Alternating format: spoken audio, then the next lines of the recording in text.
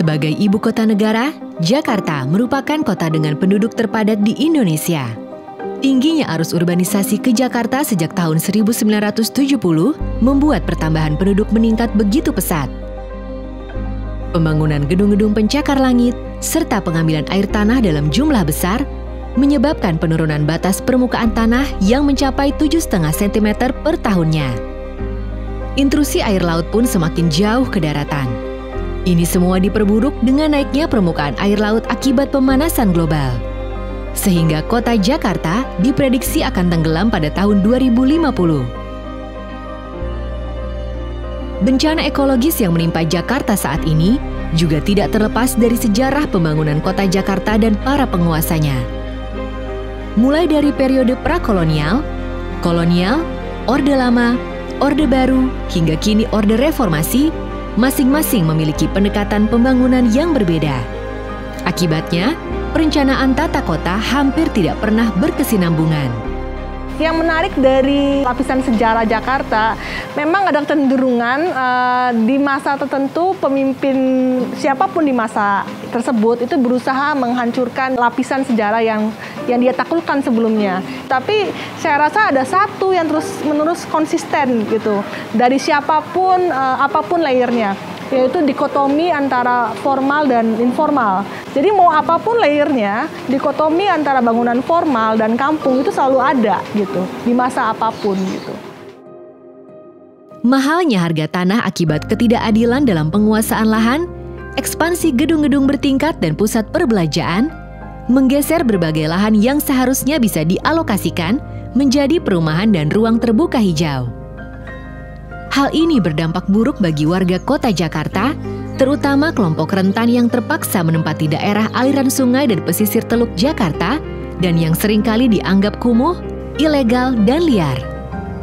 Padahal, mereka adalah korban dari perencanaan kota di sektor perumahan yang sangat buruk.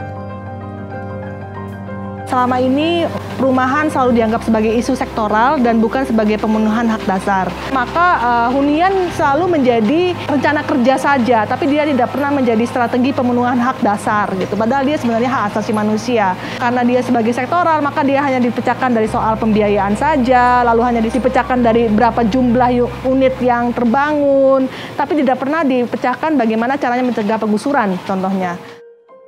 Data Badan Pertanahan Nasional menyebutkan hampir separuh wilayah di Jakarta masih tergolong tidak layak huni. Namun kini, pemerintah DKI Jakarta mulai membangun daerah-daerah tidak layak huni dengan melibatkan partisipasi aktif dari warganya. Salah satunya adalah Kampung Akuarium yang terletak di wilayah Penjaringan, Jakarta Utara, yang pembangunannya mulai diimplementasikan pada bulan Agustus 2020. Di Kampung Akuarium, warga bisa berbagi mulai dari ruang terbuka hijau, fasilitas umum, hingga taman bermain. Dengan begitu, setiap bagian kampung bisa dimanfaatkan secara maksimal untuk kepentingan warganya. Pembangunan perkampungan yang melibatkan partisipasi aktif warga diharapkan dapat mewujudkan hunian yang layak dan sehat, serta selaras dengan kebutuhan modernitas dan lingkungan hidup.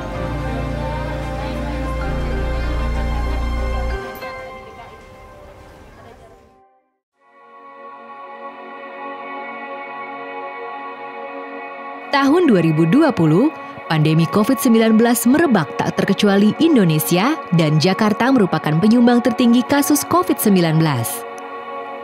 Berdasarkan data BPS, hampir sepertiga penduduk Jakarta masih menghuni lahan kurang dari 7,5 meter persegi per kapitanya. Kebersihan air dan sanitasi juga menjadi masalah. Hal ini dikarenakan banyak sumber air tanah yang berdekatan dengan sumber aliran limbah rumah tangga. Begitupun juga pembangunan ruang terbuka hijau yang selama ini abai dilakukan oleh pemerintah kota Jakarta. Data menunjukkan di Jakarta hanya ada 14,9% ruang terbuka hijau, yang idealnya setiap kota setidaknya memiliki 30%. Merebaknya COVID-19 menyadarkan kita semua betapa pentingnya perencanaan pembangunan perumahan yang baik dan sehat, terutama wilayah padat penduduk. Pertama adalah yang harus dikelola sebetulnya harus menyediakan infrastruktur yang baik dulu ya. Jadi ada air bersih, kemudian juga ada saluran air kotor. Jadi secara kesehatan dia baik begitu.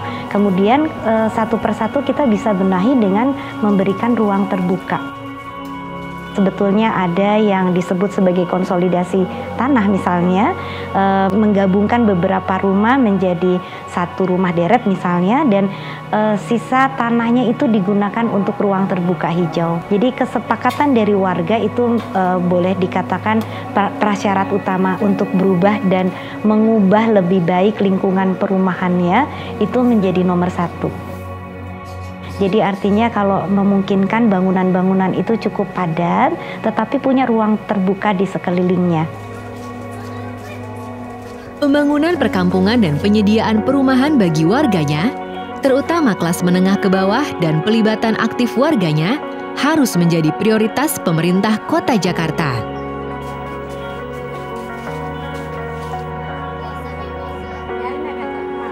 Kalau misalnya kita mau transisi ke abad sosial ekologis yang lebih lestari dan sebagainya, yang pertama kali kita target adalah orang yang paling rentan ya. Orang yang paling rentan itu biasanya orang yang ekonominya lemah, orang yang tinggal di kawasan rawan, ditingkatkan kualitas hidupnya, termasuk huniannya. Mereka menjadi subjek, bukan jadi objek gitu. Dan jadi mereka jadi pelaku perbaikan juga. Jadi sampai sebegitu peran partisipasi mereka gitu. Jadi mereka nggak bisa menjadi cuma penerima aja, tapi mereka juga harus diberdayakan untuk menjadi pengambil keputusan yang penting gitu. Kota Jakarta harus berubah ke pola pembangunan ekologis yang lebih baik. Pendekatan perencanaan kota pun harus mengarah pada kebijakan yang lebih sustainable dan ramah lingkungan. Semua terjangkau dalam jarak tempuh 5 menit jalan kaki ya. Kalau rule of thumb semuanya ada begitu. Mungkin compact city begitu ya, atau mixed use begitu ya. Jadi kita coba ada beberapa fungsi. Jadi dia dalam satu neighborhood dia sudah bisa hidup, dia tidak perlu harus pergi ke tempat jauh ya. Dari carbon print, dari CO dan sebagainya itu juga bisa menolong planet bumi gitu ya. Pembangunan perumahan di Jakarta haruslah diintegrasikan oleh semua stakeholder. Keberpihakan pada lingkungan hidup dalam proses pembangunan perumahan kota menjadikan kota lebih tahan terhadap bencana ekologi, krisis ekonomi, dan mampu beradaptasi pada situasi pandemi seperti saat ini. Dan kunci dari semua itu adalah partisipasi aktif dan keterlibatan dalam proses pembangunan dari setiap warganya, terutama mereka yang berada di lapisan terbawah.